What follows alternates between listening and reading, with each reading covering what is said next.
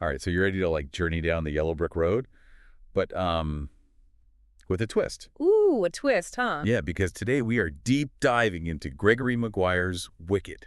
Wicked! It's definitely not your grandma's Wizard of Oz, I'll tell you that. No, not at all. This is the story you thought you knew, but from a totally unexpected perspective. Imagine finding out the Wicked Witch of the West, wasn't always wicked. Okay, so let's unpack this. We're working with excerpts from the book itself. And Maguire, he really paints a fascinating picture of Elphaba's life, long before Dorothy shows up with her little dog, too. Right, right. Yeah, what's so captivating about Wicked is how it makes you rethink everything. You start to see that maybe, just maybe, the so-called villain is actually a product of the world she lives in. Yeah, and what a world it is. I mean, Elphaba's birth scene alone just had me hooked. Uh, a baby born with green skin, sharp teeth. Yeah. Not exactly your average newborn. Right. It's a striking image, and it immediately sets Elphaba apart. It makes you think about how society treats those who are those who don't fit the mold. Right. And her family's reaction is so telling. Her father, Frex, this devout minister, Ugh. he sees her as like a sign of the devil. Can you even imagine? Yeah. Your own father, like, thinking that about you. It speaks volumes about the prejudice and fear she faces from the very beginning. And her mother, Milena, while she's more accepting, she still seems to struggle to connect with her. Yeah. It's almost heartbreaking. You can feel this, like, underlying tension within the family. This unspoken question of whether they can truly love a child who is so different. Different, yeah. And that sense of otherness follows Elphaba throughout her childhood. There's a scene where she's playing with other children in rush margins, and it's clear she doesn't quite fit in. And she has her first encounter with the clock of the time dragon there, right? This mysterious clock that almost seems to be counting down to something, Hmm. significant, and kind of gives me chills just thinking about it. Yeah, it's definitely a moment that foreshadows the strange path her life will take. And then there's the story about her first word, horrors. I know. I was floored when I read that. Imagine a baby's first word being horrors. It's not exactly mama or dada. Exactly. And it's uttered after hearing a tale of the cruelty and injustice happening in Quadling country. It's like Maguire is hinting at Elphaba's inherent sensitivity to the darkness in the world, even at such a young age. Right. It's almost as if she's destined to confront those horrors head on. Which brings us to Shiz University, where things really start to get interesting. Shiz University, it's like Oz as melting pot. It's a place where students from all walks of life and all sorts of species come together. And it's here that Elphaba meets Galinda, who will eventually become, Glinda the Good Witch. Yeah. Talk about an odd couple. Yeah. It's hard to imagine two more different personalities finding common ground. Yeah, it's an unlikely friendship, to say the least. But as the story unfolds, you start to see the deeper connection between them. Their shared curiosity, their willingness to question the world around them. Oh, I loved that. Here's Elphaba, this green-skinned outcast, and Galinda, the popular bubbly blonde. And somehow they form this bond that just defies all expectations. Yeah, and their relationship really challenges your assumptions about who can be friends, who can understand each other. It shows that sometimes the greatest connections are forged between the most unlikely pairs. And it's at Shiz that Elphaba's intellectual prowess really shines. She's not afraid to challenge authority, like when she confronts Madame Morrible, the headmistress, about some questionable poetry circulating around campus. Ah, yes, the anti-animal poetry. It's a subtle but powerful way that Maguire introduces the political undercurrents running through Oz, the oppression, the discrimination, the simmering tension that's just waiting to erupt. You start to realize that Oz isn't all sunshine and lollipops. There's a darker side to this magical land, a side that Elphaba can't ignore. And it's through Elphaba's eyes that we start to see the cracks in the wizard's seemingly benevolent regime. And her reaction to all of this is so fascinating. You can almost feel her idealism being chipped away as she witnesses the hypocrisy and corruption around her. Yeah. It's during this time that she meets Fiyero, an Arjiki prince, who, shall we say, stirs up some very complicated feelings in Elphaba. Ooh, Fiyero. Their connection is electric, almost dangerous even.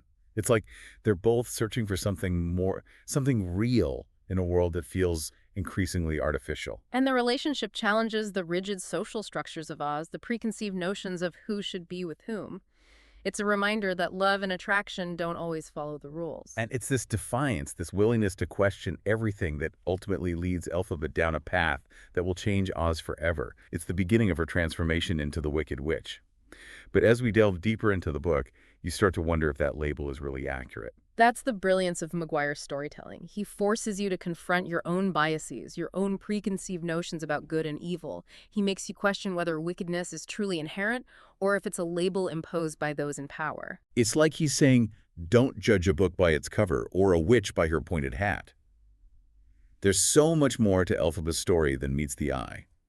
And I, for one, can't wait to see where this twisted yellow brick road leads us next. Well, I can assure you the journey is just beginning. And as we delve further into Wicked, you'll discover that the truth is often stranger and far more fascinating than fiction. Ooh, stay tuned, folks, because this is just the tip of the melting iceberg. You know, it's fascinating how Maguire uses these small details, like the Elphaba's first word, to hint at the much larger themes he's exploring.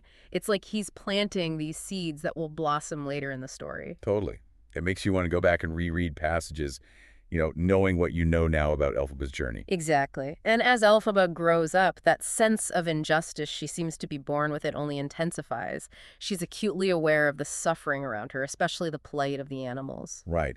And that compassion for the animals becomes like a driving force for her. You can tell it's not just some, abstract concept for her. It's deeply personal. Absolutely.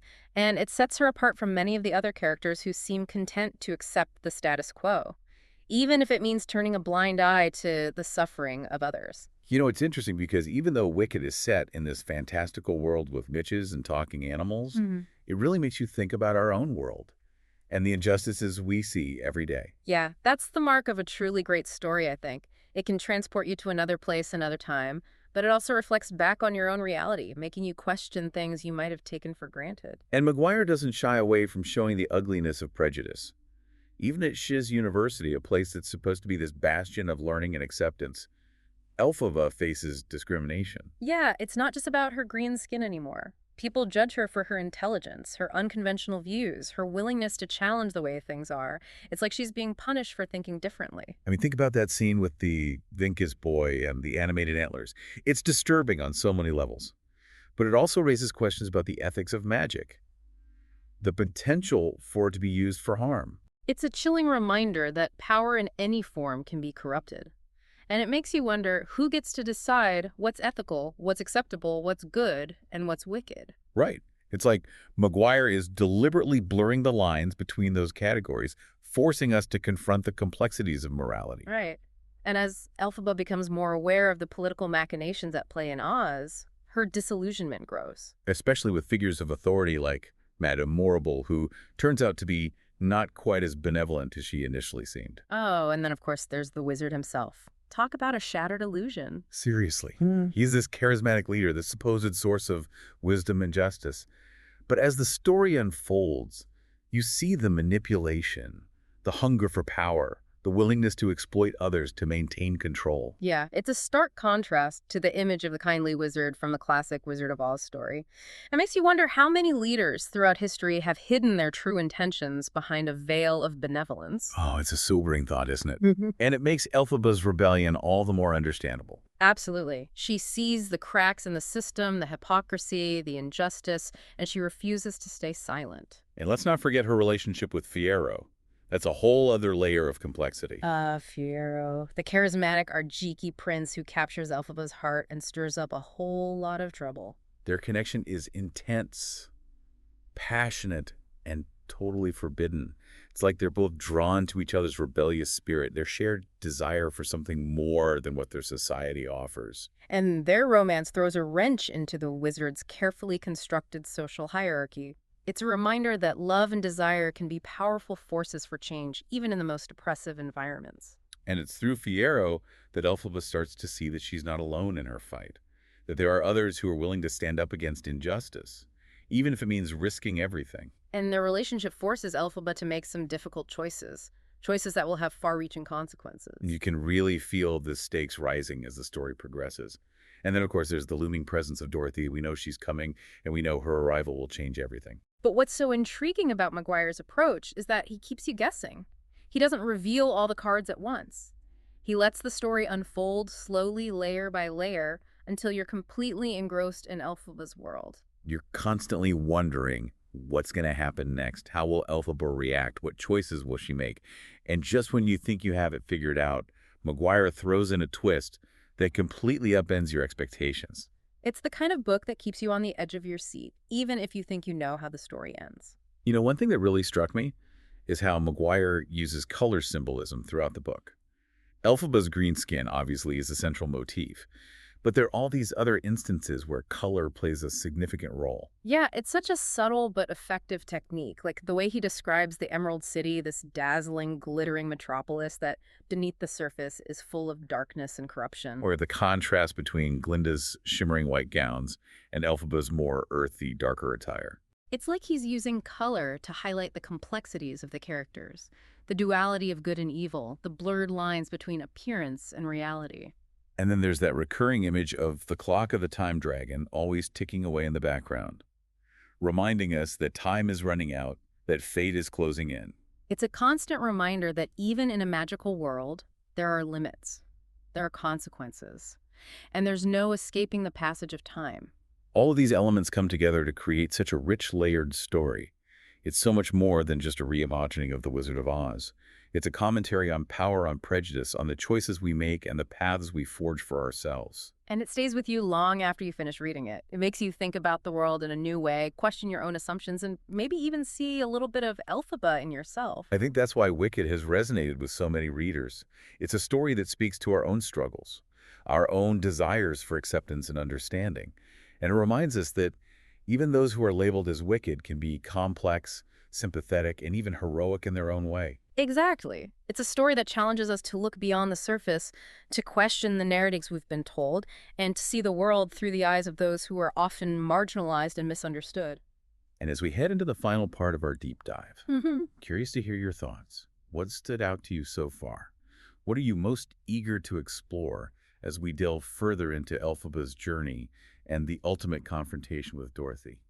It's funny, right? Like we grow up with all these like fairy tales, these simple stories of good versus evil, and we never even question them. But then a book like Wicked comes along and it flips everything on its head. Totally. It's like Maguire is holding up a mirror to all those classic narratives, and he's asking us, are things really as black and white as they seem? And the answer, of course, is no, especially when you consider the role of the media in shaping public perception. Oh, that's a good point. Yeah. Maguire, he doesn't like explicitly address the concept of, fake news or anything like that, but he definitely touches on the idea that history is written by the victors and that those in power, they often control the narrative. It makes you think about how Elphaba is portrayed in like the traditional Wizard of Oz story, right? Yeah. She's the villain, Yeah. the one who needs to be vanquished. But in Maguire's telling, she's so much more than that. Exactly. We see her compassion, her intelligence, her struggles, her deep-seated desire to make the world a better place, and suddenly that simple label of wicked, it doesn't fit anymore. No, it doesn't. And it makes you wonder how many other like wicked figures throughout history might have been misrepresented. Their stories, twisted to fit a particular agenda. It's a sobering thought, isn't it? It really speaks to the power of perspective. Like, who's telling the story? Whose voice are we hearing? And whose voices are being silenced? Maguire does an incredible job of giving Elphaba a voice, Right. allowing her to tell her own story on her own terms. And it's a story that's both heartbreaking and empowering. Absolutely. We see her face incredible challenges, betrayal, loss. But she never gives up on her ideals. She never stops fighting for what she believes in, even when it seems like the whole world is against her. And there are moments of genuine beauty and tenderness amidst all the darkness. Her relationship with Fiyero, for example. It's a testament to the enduring power of love, even in the face of adversity. Oh, their connection is so intense, so passionate. It's a reminder that even in the most oppressive environments, love can blossom and it can be a source of strength and resistance. And their relationship forces Elphaba to confront some really tough questions about who she is and what she's willing to sacrifice for the people she loves. And ultimately, those choices, they define her. They shape her into the woman she becomes, the woman the world will come to know as the Wicked Witch of the West. But as we've seen, that label is far too simplistic. It is. It's like trying to, fit an entire ocean into a teacup. Elphaba is complex, contradictory, capable of both great love and great anger, deep compassion and fierce determination. And in a way, her story is a reflection of the human condition itself. We all have the potential for both good and evil within us. It's the choices we make, the paths we choose that determine who we ultimately become. Wicked is a powerful reminder that things are rarely as simple as they seem.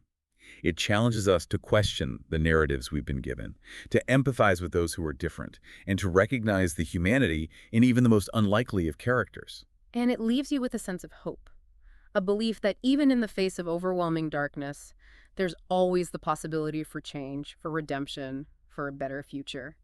So what does this all mean? Why should you, the listener, care about the story of a green-skinned witch in a land far, far away?